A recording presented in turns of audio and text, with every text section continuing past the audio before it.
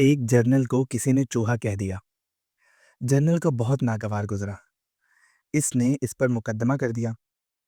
जज ने चूहा कहने वाले से पूछा तो इसने एतराफ करते हुए अपनी गलती मान ली और अपने कहे पर शर्मिंदा होकर जनरल से माफी मांगी। जज ने जनरल से कहा, जनरल साहब, ये माफी मांग रहा है, अब आपका क्या कहना है?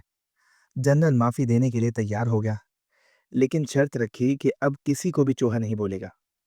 जज ने मुलजिम को बरी कर दिया। वापस जाने से पहले इस आदमी ने जज से पूछा, योर ऑनर, मैं जनरल साहब को कभी चूहा नहीं कहूंगा, लेकिन एक बात बताएं कि अब मैं किसी चूहे को तो जनरल साहब बोल सकता हूं ना? जज ने कहा, किसी चूहे को आप कुछ भी बोलिए, कोर्ट का इससे कुछ लेना देना नहीं है। वो आदमी जनरल की तरफ मुड़ा और बोला, अच्छा तो जनरल साहब, अब मैं चलता हूं।